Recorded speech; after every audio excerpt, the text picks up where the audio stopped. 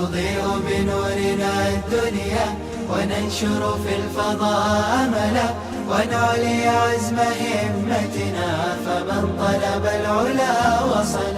الحمد لله العلي الأكرم الذي علم بالقلم، علم الإنسان ما لم يعلم، والصلاة والسلام على سيد ولد آدم سيدنا ومولانا النبي الخاتم الذي أوتي جوامع الكلم وينابيع الحكم، وعلى آله وصحبه جميل الشيم. وبعد، فأيها الإخوة الحضور، يحلو لي أن أتحدث أمامكم اليوم عن ملكة جمال الكون، عن ربيبة القرآن، عن اللغة العربية الميمونة المباركة، لغة حباها الله حرفا خالدا فتضوعت عبقا على الأكوان، وتلألأت بالضاد تشمخ عزة وتسيل شهدا في فم الأزمان. هام الفؤاد بروضها الريان أسمى اللغات ربيبة القرآن.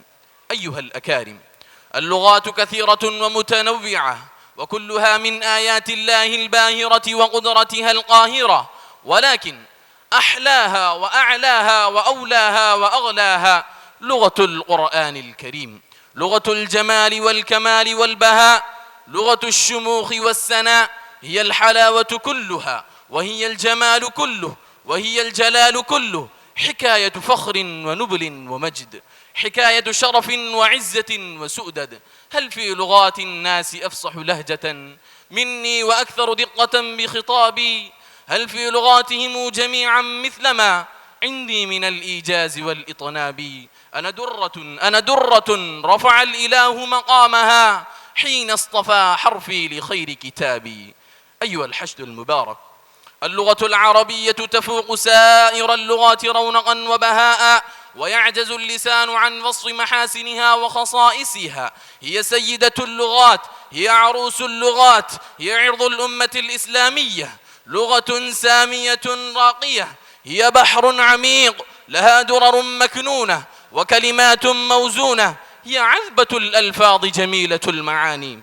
من دخل في جوف غزارتها وجد المتعة البلاغية والرحابة اللفظية. اللغة العربية تركة ماض أصيل وغنى حاضر مشرق، هي قديمة حاضرة متجددة، لم يخل عصر ولا مصر إلا ويجد أهلها فيها ما يواكب به حاجاتهم ومستجداتهم.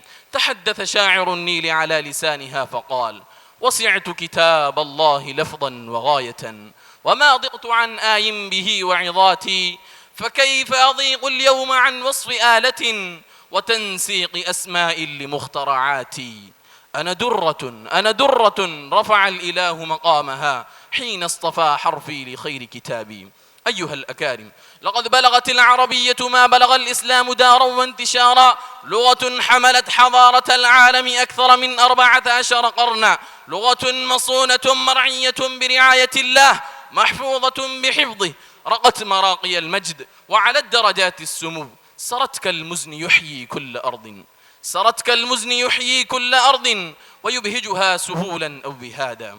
أيها الأكارم، لقد نالت اللغة العربية الخلود والدوام رغم الحروب المستمرة والهجمات المسعورة عليها من قبل أعدائها، ويسخر الله في كل زمان ومكان من يدافع عنها ويحافظ عليها، فهي أحيا اللغات وأبقاها وأخلدها، وهي أحرى بالتعليم والتعلم، فالعناية بها من أفضل القربات والاهتمام بها من أولى الأولويات، فعلينا أن نهتم بها حق الاهتمام وأن نعنى بها أشد العناية. وهنا أختم كلامي وأقول: السلام عليكم ورحمة الله وبركاته.